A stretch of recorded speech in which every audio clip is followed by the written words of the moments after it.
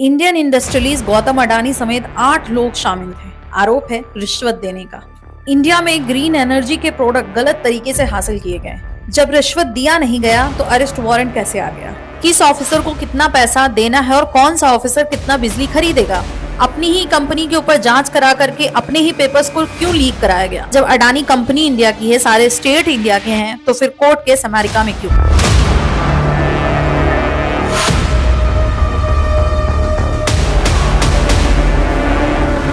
Date थी 15 मार्च 2024।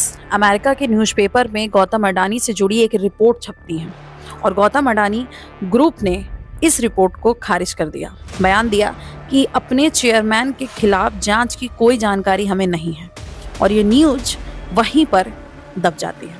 अब time आया 21 नवंबर 2024 का। अमेरिका में एक ऐसा सीक्रेट बाहर आया जिससे अडानी के सारे शेयर्स धाराशाही हो गए।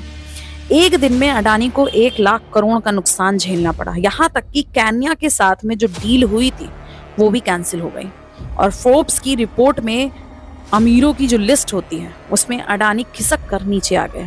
बात यह है कि अमेरिका के न्यूयॉर्क में ईस्टर्न डिस्ट्रिक्ट कोर्ट में एक केस की सुनवाई हो रही थी जिसे कर रहे थे अमेरिका के लॉयर और अमेरिका के chief of the fraud section के लॉयर मिस्टर लियोन।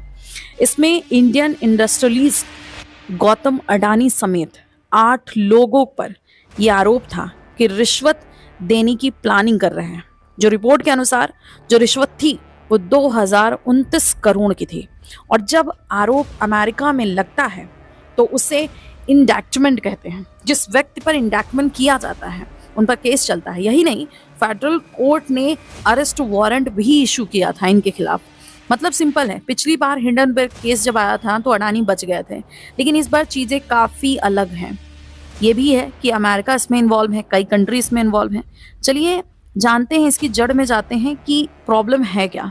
दूसरी तरफ ये भी जानते हैं कि इन सारे मैटर से भारत पर क्या इम्पैक्ट पड़ेगा। उससे पहले एलिगेशन पर बात कर लेते हैं। अमेरिकन कोर्ट के इंडैक्टमेंट के अकॉर्डिंग भारत के जो ग्रीन एनर्जी के जो प्रोडक्ट हैं उसको गलत तरीके से हासिल करने का काम किया है। दूसरी तरफ गवर्नमेंट ऑफिसर को 250 मिलियन लगभग 2 करोड़ की रिश्वत देने की प्लानिंग की गई थी और अलग अलग बैंकों से झूठ बोलकर पैसा इकट्ठा किया गया। यहाँ पर रिश्वत दिया नहीं गया था, सिर्फ प्लानिंग हुई थी। अब यहाँ 2 सवाल उठते हैं। पहला कि जब रिश्वत दिया ही नहीं गया तो अरेस्ट वारंट कैसे आ गया। दूसरा कि रिश्वत जब इंडिया से जुड़ा है, इंडियन स्टेट से जुड़ा है, इंडियन लोगों से जुड़ा है, तो इस पे एक्शन अमेरिका क्यों ले रहा है। अब ये जो 8 आरोपी हैं उन पर बात कर लेते हैं। पहले हैं गौतम अडानी, जो फाउंडर हैं इंडियन एनर्जी कंपनी के, चेयरमैन हैं, नॉन एग्जीक्यूटिव डायरेक्टर हैं।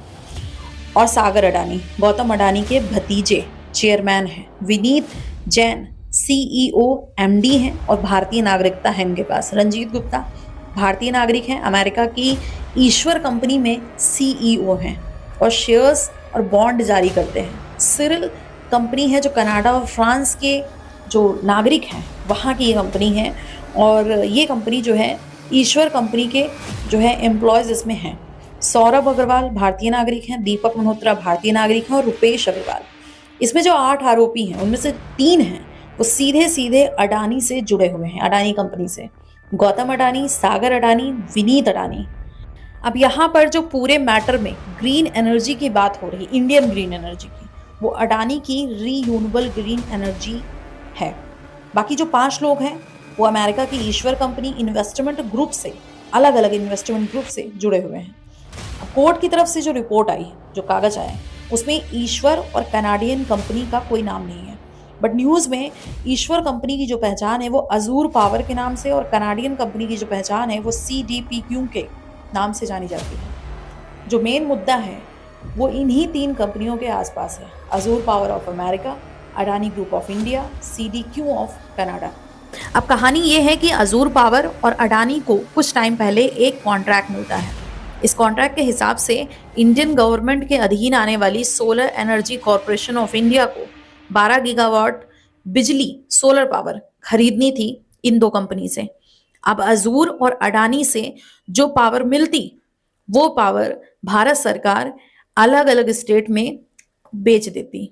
बट यहाँ प्रॉब्लम तब आई जब कोई भी स्टेट, कोई भी कंज्यूमर भारत सरकार को बिजली खरीदने के लिए नहीं मिला।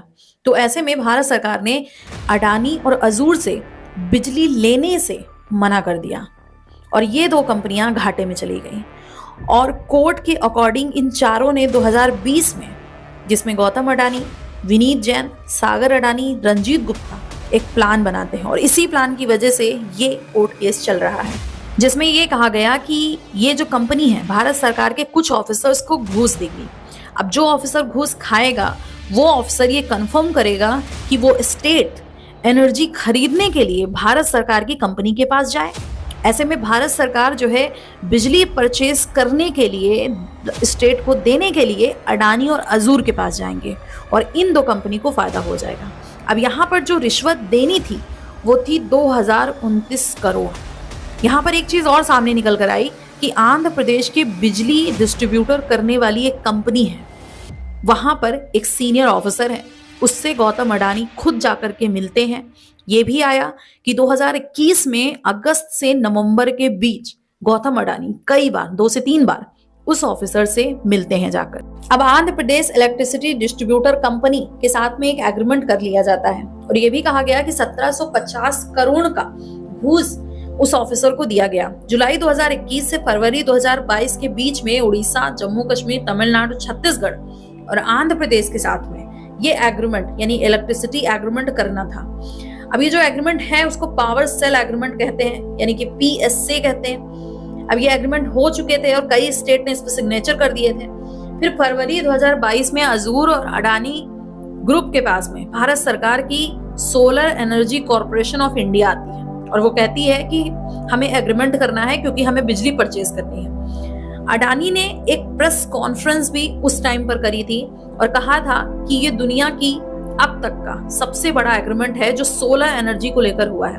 अब आप ये सोच रहे होंगे कि सागर अडानी यानी कि गौतम अडानी के भतीजे का क्या रोल है। एक्चुअल में रोल तो इनका है, लेकिन उससे ज्यादा इंपॉर्टेंट ये है कि इन्हीं की वजह से ये सारी चीजें सामने आई है। आरोप ये है कि सागर अडानी के फोन में कुछ नोट मिले थे जिसमें किस ऑफिसर को कितना पैसा दिया गया है, वो किस स्टेट में कितनी बिजली खरीदेंगे, इसकी सारी डिटेलिंग जो है उस नोट में थी। साथ में गौतम अडानी के कुछ कोड नेम भी थे जिसमें SAG, mister A, big man. यहाँ से जो गेम खेला गया इंडिया से, अमेरिका को इसकी भनक लग गई थी, यानी कि अमेरिका को कुछ न्यूज़, कुछ सीक्रेट जानकारी मिल रही थी।